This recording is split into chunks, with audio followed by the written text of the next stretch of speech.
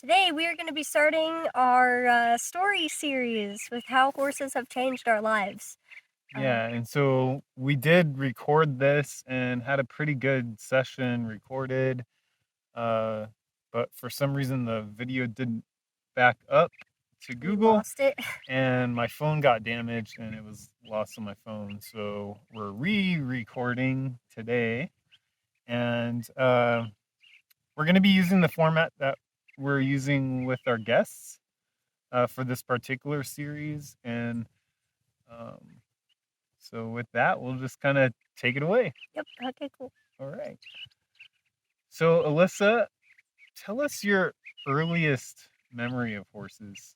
Ooh, okay, so my earliest memory of horses, I was about 7, 8 years old, and I went to a horse camp, a week-long horse camp for the summer.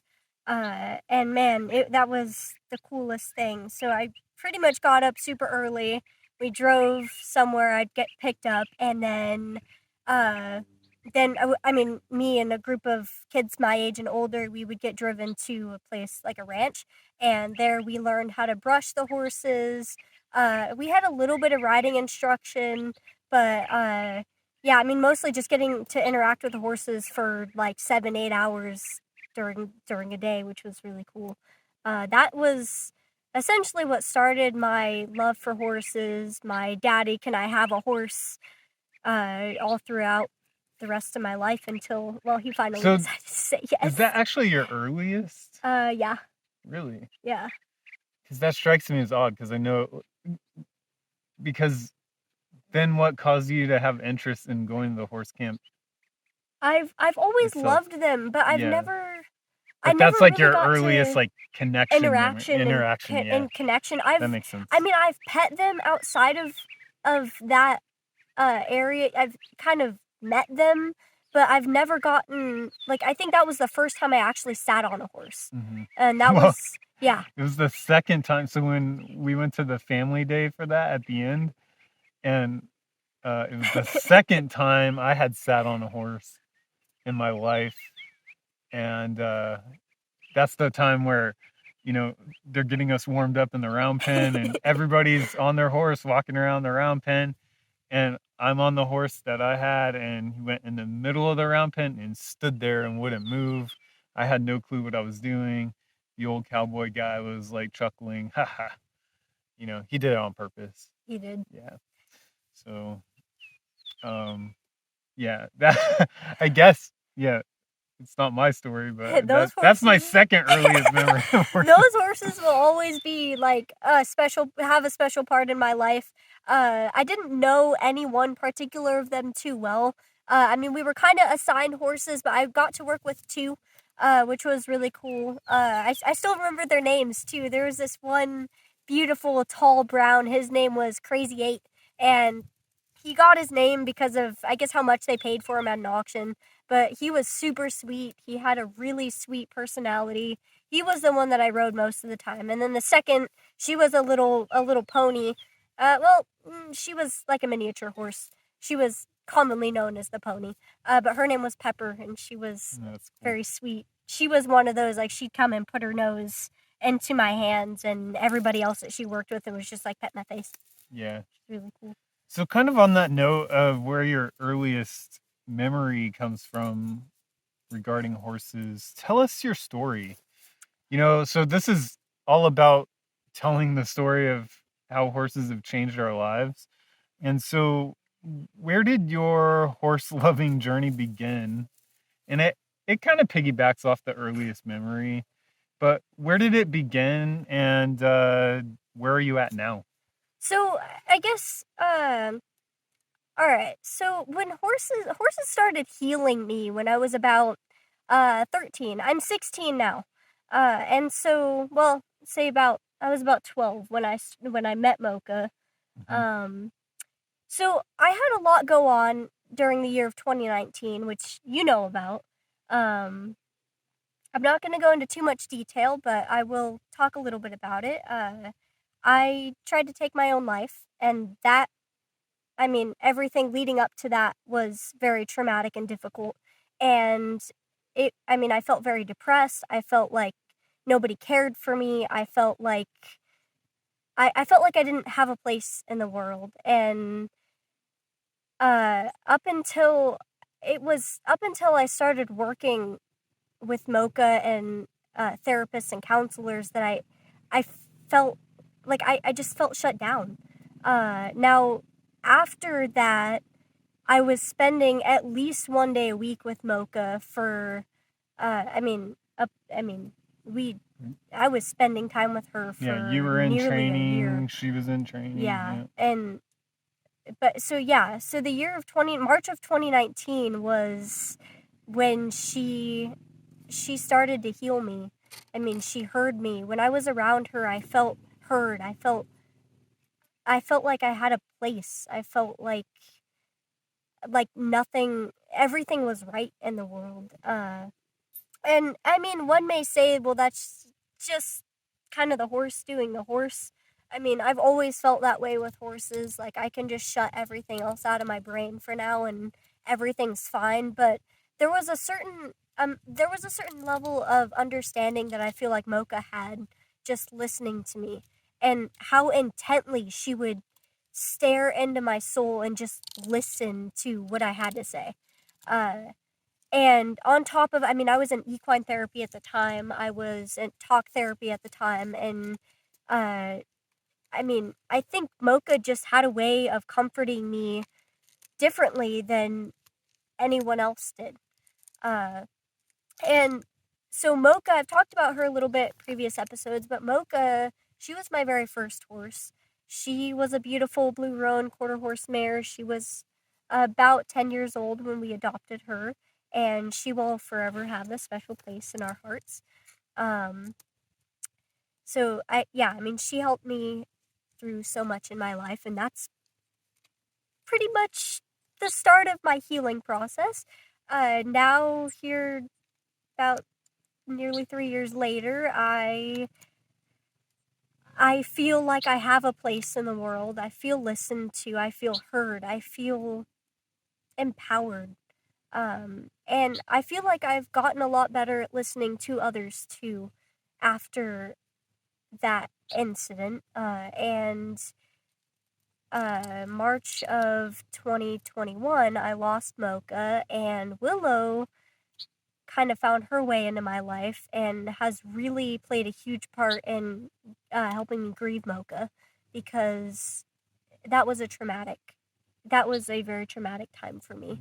Losing her, the time up until losing her. And Willow, she's a previously wild Mustang. When we went to see her, she was just baseline gentled, and she gave me all the signs of calm. And it was like the universe was telling me, like, this is your horse, and this is gonna be the reason why, like, she's gonna help you. And you're gonna help her. Yeah. Yeah. And Willow suffered Mutually a traumatic past too. Being wild, being transported, captured, losing her family, taken here, there, the other place, until she was brought to us. And I feel like we both helped each other in so many ways heal, even though we can't say we're fully healed yet. We're definitely getting there. Well, and we've talked about that a number of times, that healing, whether it be emotionally, mentally, spiritually, physically, it's a journey, it's a process. It certainly is something that takes time and effort and focus, consistently. Yeah. And as your dad, I'm extremely proud of you and your strength and your determination to do that, and to even just be able to sit here and have a conversation about those things. It takes a lot of courage, and it takes a lot of resolve, and it takes a lot of focus and determination. Arguably, I question, is it okay to like share that with the world? But that's your choice. You know, what I think you're saying, and what I hear coming out in not just this conversation but others, that we've had is that um, you feel the horses have been so instrumental in your own personal journey that it's important to share that with the world because let's face it, especially the past couple years, the world's been in Crazy. a lot of turmoil. Yeah. Be it the COVID pandemic and now war going on, and I mean war is kind of always going on, but new stuff always coming up, and it's like um, a lot of times like I'll just come out and look out at our view and see what we have going on, and it's like really calming, and then I wonder like why is the world in such unrest sometimes, Yeah. but uh The horses have yeah. a really interesting way of like grounding me, Yes, and just that's a really good way to put it. taking me back to that present moment. Mm-hmm. Because without that, they don't want anything to do with me. Right. So Where are you now in your horse loving journey? Like tell us about that because okay, so we've had a few years of really difficult moments collectively. I Yeah. mean, there's been a lot that has gone on in the past few years. Not only um not only are you in adolescence and you're growing and you're changing and your body and your mind and your spirit is all developing at a rapid pace, but we've also Mocha's death, the sort of mental and emotional issues that you had prior to that creeping up, and then just thing as you're finding out, and as things just kind of keep coming up, and it's a lot of how we handle them and deal with them. So tell us where you're at currently in your journey with loving horses. We're still alive. Yes. I love. That's great. I think I love them. I mean, I love them now more than ever because I'm actually. I mean, I had the opportunity to go through a couple courses that have taught me a lot more about how horses think. So I understand them a lot more now, and it's really cool to interact with them in that ways because I mean I can go up to them and look at them and be like, okay, you want to be pet or you don't want to be pet. We'll just like have a conversation. I mean they're my friends, and so that's really cool to have that relationship versus like a forceful I'm gonna get on your back and we're gonna go ride and you're not gonna enjoy it but I am kind of thing. So I feel like I understand them a lot more now.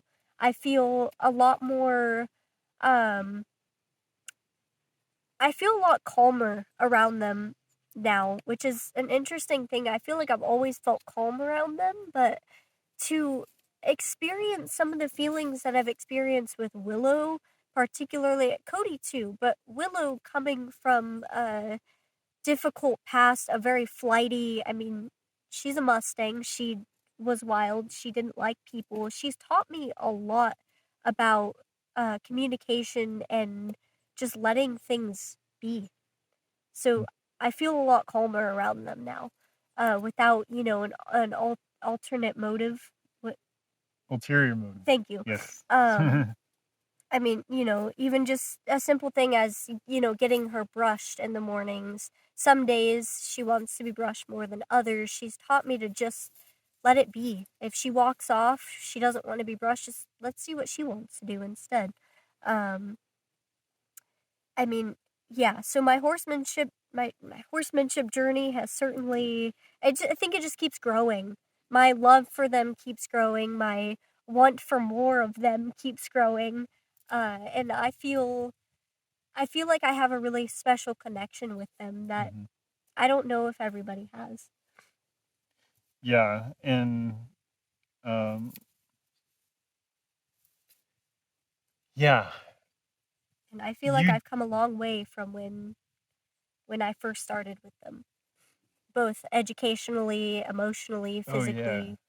it it's mind blowing to me, uh, as your dad, to have seen and like witnessed the transformation and the growth of your own being, but also your determination and your focus and your consistency. And like, it wasn't just like, oh, I want a pony because it looks pretty and like we could ride and stuff like that. Like, you have much more of a in-depth focus on relationship building and learning life skills with your horses, Yeah. than I think a lot of adults do. I feel like that's a really important aspect of horses, and as I'm learning with other animals, dogs, goats, chickens, pigs, I mean, it's devotion for all of us. I mean, learning them and understanding them, and there are like and there are an infinite amount of life skills that can be learned through horses. I feel like. Yes. And I'll name off just a few: confidence, self esteem, self confidence, like present moment, all sorts of respect and trust, and I mean I can go on and on. Yeah. But So for those of you just listening, I've been kind of staring at the phone here because I wanted to pull up something that kind of ties some of your thoughts together. And this comes from Warwick Schiller's Journey On podcast, which is phenomenal. I binge listen to it like while I'm working and doing things. I've listened to so many of his episodes in such a short period of time, and they're long. They're like Tim Ferriss style podcast episodes. I mean, they're a couple hours long. But he talks about well, he quotes this lady named Sarah Schlata. I don't know if I'm pronouncing her last name right. He talks about the kind of emotional aspects that really we all want as creatures, but I think particularly horses. Um, Being seen, being heard, feeling felt, and getting gotten. And I just love that idea of, approaching horses in that way. And then I think what happens, like you said, like the way we approach the horses inevitably has an effect on how we approach ourselves yeah, and other humans in our life. And I've found that to be true in my own way. But I just wanted to throw that out there. yeah, that's a really cool quote. Yeah, being seen, being heard, feeling felt, and getting gotten. Yeah. Yeah. So pretty cool. Yeah, I mean, I feel like they've dramatically impacted my ability to communicate with my fellow family members and Yes. friends, and even other animals. Like I've taken some of what Willow has taught me to training a puppy or interacting with the goats or. Right. And yeah, I mean, it's so cool to think about, you know, how it just permeates. And it doesn't have to be horses. Like I'm not, everybody needs a horse and whatever. That's not my idea, but certainly if you are thinking about a horse and whether or not it makes sense for you, maybe some of these more um, you know personal aspects of horsemanship will resonate. you know Oh, they've helped me in so many ways. yeah. Yes. So as the saying goes, hindsight is 2020. So we have like kind of perfect vision if we look back on the past. Ah. What's one thing you wish you would have known as your journey began that you know now? Ooh. Um, it's gotta be that you don't need force and pressure to get a horse to move. That's one of the biggest things that I've learned within. I mean, I mentioned the courses earlier, Mustang Maddie's Horse Human Connection Academy, and then uh, what's his name? James French's Trust Technique. Mm-hmm. Uh, And among I haven't gone through Warwick Schiller's course, or I don't know if he has a course. I know he has like a video library.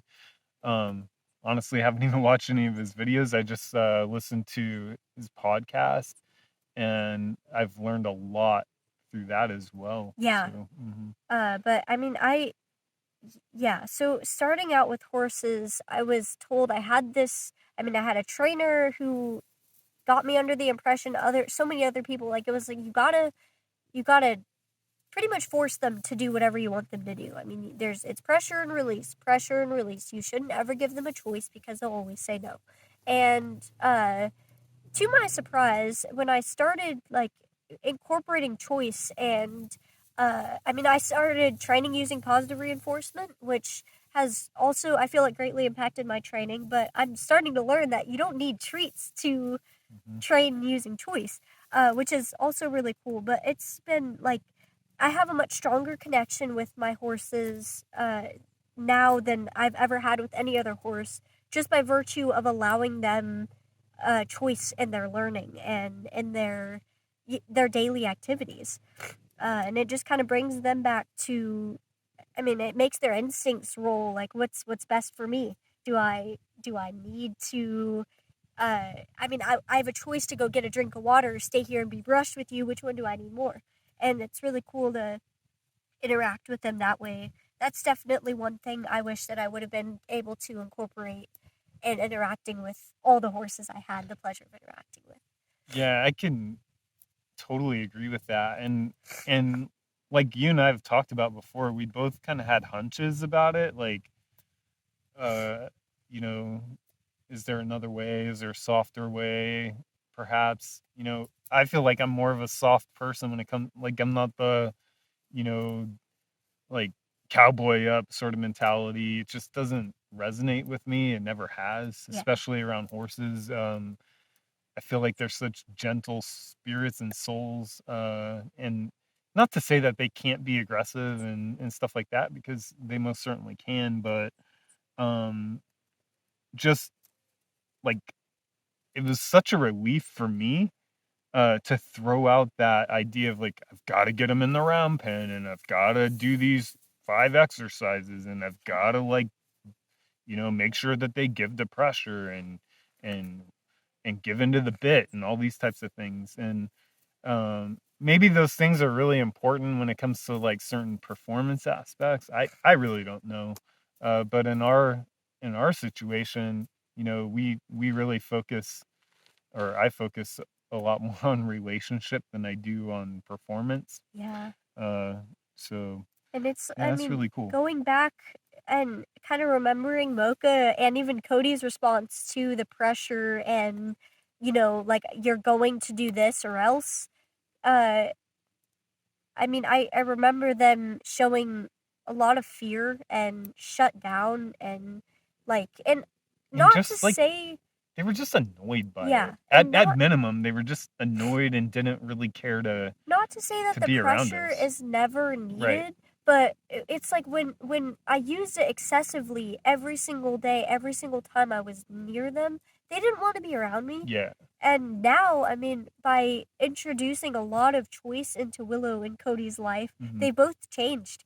I mean, Cody, I've seen a huge change with his. He's a completely different horse. He is. And we walk out here and it's like that. He'll look at us with his ears super far and he'll like Yeah. ask us to come over and just pet him. Or just be with him. And yeah. You don't, most times he doesn't really want to be pet. He's And that's the one thing I'm learning with.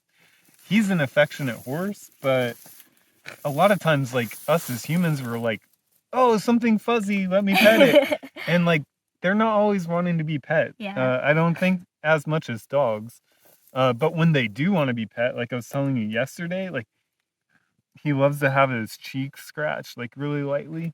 And he fell asleep, just standing up, like, deep sleep, closed his eyes, snoring practically, while I stood there for a good 20, 30 minutes just scratching his face and his Connecting with muzzle and him. stuff. Yeah. Yeah. And he asked me to. Like, it wasn't like you're going to stand here and Yeah. you have 2 ropes coming off of your bit and whatever, and like you're gonna stand here while I pet you. Yeah. No, he was like, well, he was in his pen, but he He's could have changed walked away. drastically. Like, he used to be one to just like kind of just stare at you and be like, please don't come up to me. Right. Willow's changed too. I mean, she went from a very flighty, like nervous mare to really affectionate, sweet, and Yeah. she can hold her own. And really calm. Yeah, she's a super sweet girl. Yeah. So, this being the Reinforce Your Horse podcast, what's your favorite way of reinforcing your horse? Willow likes snacks. She really likes snacks. Let's see. My favorite way of reinforcing my horse. Well, okay, so for Willow's enjoyment, I like to feed her. She loves citrus fruits, so she likes oranges and grapefruits, and she also loves carrots. So I love to feed her those kinds of things that just make her eyes pop and get all excited. For my enjoyment, I mean, I love just letting her be and letting her kind of choose what she wants to do. I love getting her energy up, and I feel like that's a reinforcer all in itself, because it allows her to exert her energy. And so I'll like toss my head and start running, and I'll come on, let's go, and she'll just run. Those At are liberty, and completely it's free. amazing to watch you guys, and she'll do it a little bit with me, but she clearly like really enjoys your companionship, and like she lopes and gallops. She throws her head. We'll have to throw bucks. some videos out of you guys doing that, because it's just a really fun and playful thing. And I think a lot of times in life, I'm 40 years old, and I think as we get older, we lose the desire to be playful. Because the way I think about it is we just kind of stuff a bunch of like priorities and like adulting sort of stuff on top of like the idea of being playful and just having fun and chilling out. Yeah. At times, and so like we get into these tendencies of like, oh, I'm so busy and I got to do this or that, and then what I'm getting at is watching you and Willow play like that is just, it's refreshing. It's so because fun. and she treats you as your horse. Yeah, there have been a couple times where she's like pinned her ears and done this like, and then she like touches me with her nose and is like, oh, I can't nip you. Whoops. Yeah. But she doesn't like actually nip. She just like pretends to nip, and then she'll like throw her head back like, I didn't do that. You saw nothing. Right. Or I mean, she's gotten pretty close to donkey kicking me, but that's my fault, because I mean, I get her energy up and I'm standing a bit too close. Yeah. But like it's all her. Like, she loves to play. Mhm. So it's a mixture between feeding her favorite snacks, because those, like, her eyes just go pink, and just like getting her energy up and letting her run and play with me, because man, that's so cool. Well, is there anything else that you wanted to add, or any last minute takeaways for everybody listening? Well, horses have definitely changed my life for the better. I mean, in so many ways. I mean, I've been very, I guess, sad and remembering the past a lot lately. Got 16 more days until a year since Mocha has been gone, and that it's been a very difficult time. Willow has been very affectionate and like she understands a lot. So they've definitely changed my life and have showed me that there is a place in this world, and yeah, I mean, they've changed me. And man, any of you guys who are experiencing difficult times, go and love on your equine companions, because that's really good. they they will help you. As always, thanks so much for watching. Yeah, thanks, and guys. listening. And if you're interested in sharing your story, you can go and visit reinforcethehorse.com. There's a link right up at the top. Just schedule a session and we'll get you on a video call, and it doesn't cost you anything. We do all the work. We're not really doing this for business purposes or anything like that. It's just we're just having fun and just enjoying it and trying to share our message. And be on the lookout next week for his story, and the week after our first guest. Yeah, so we have Jen Kirk. Let's do that again. We have Jen Kirk coming up. So she's with Dragonfly Meadows in Canada, and she's a nurse who uses or partners with horses to help other nurses who have experienced burnout in their profession. So we have her coming up. She's going to be telling her story of how horses have changed her life and what she's up to. Yeah. So have a good day, everybody. Bye, thanks. And then suds. Suds. Oh, suds.